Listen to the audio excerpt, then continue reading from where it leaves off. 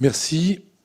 Pour les Républicains, Julien Dive. Merci, Monsieur le Président. Monsieur le Président, félicitations pour votre prise de fonction il y a maintenant quelques semaines.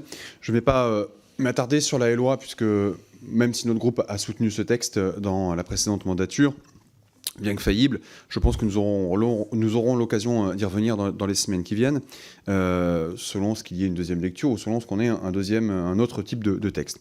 Aujourd'hui, le sujet qui concerne l'ensemble des exploitations, c'est bien sûr la trésorerie. Vient d'être évoqué avec les épizooties qui condamnent un certain nombre de cheptels en ovins, en bovins, et même on pourrait même parler même des volailles, parce qu'on est à l'abri de rien. Et l'enjeu de la reconstitution des cheptels pour l'année 2025 est essentiel, et donc il faut s'assurer qu'il y a la trésorerie. De la même manière, la moisson dégradée de 2024, moins 30, moins 40, moins 50% par endroit de rendement en blé. J'ajoute à cela des catastrophes climatiques aussi sur certaines autres cultures comme le lin. J'ai découvert 17 hectares de lin dans l'Oise complètement retournés d'un coup de tempête. On voit bien que de toute façon cette année a été catastrophique et l'enjeu de la trésorerie se pose quasiment pour toutes les filières. Et là, les betteraviers chez moi sont en train de commencer la campagne et s'aperçoivent que même les productions ne sont pas bonnes.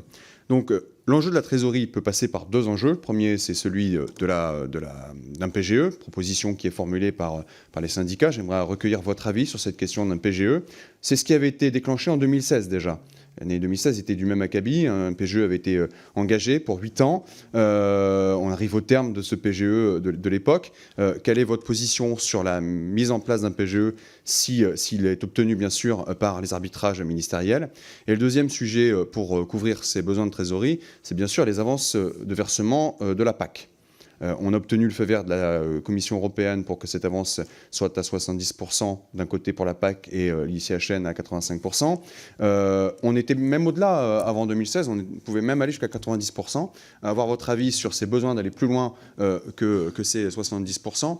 Et puis pour clore mon propos sur la question de la PAC, on est en train de découvrir les conclusions du dialogue stratégique qui pose les jalons de la PAC post-2027. Et j'aimerais avoir votre avis sur ce dialogue stratégique. Merci, chers collègues. Monsieur le Président. Oui, donc pour répondre à la question, c'est vrai que sur la question de la trésorerie, on a le sujet de ceux qui peuvent encore faire un PGE. C'est pas le cas de tout le monde. Il y en a qui sont, la question de rembourser quoi que ce soit, c'est c'est pas Ypsilon, hein, ça c'est représentatif, notamment sur pas pour stigmatiser, mais sur le sud de la France, qui est région Occitanie, qui est quand même durement touchée par les aléas climatiques et question de récolte et tout ça. Donc il va falloir réfléchir à un accompagnement peut-être différent pour ceux-là. Et sur la question du PGE, c'est ce qu'on portait ni plus ni moins dans les mobilisations. Ça va faire bientôt 8 mois, un peu plus. Pas de dossier déposé parce qu'on n'a pas le dispositif qui est opérationnel. Et ça, nous, on se le dit là, mais si on le dit sur le terrain, c'est ce qui rajoute à la crispation et qui énerve et qui exaspère tout le monde.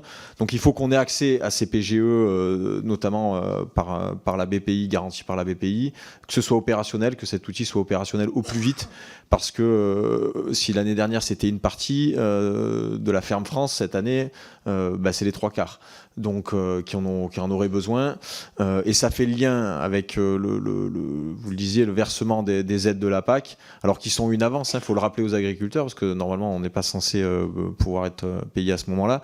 Enfin, si on n'est pas payé, et on l'a eu en alerte, nous, assez récemment, qu'il pouvait y avoir des difficultés dans les délais d'instruction. Si les agriculteurs ne sont pas payés de la PAC là tout de suite, ça va poser de gros soucis, et on n'arrivera pas, nous, à faire le service après-vente de ce retard, évidemment. Et donc, on sera très attentif à ces paiements-là. Merci, Monsieur le Président. Pour le groupe Écolo et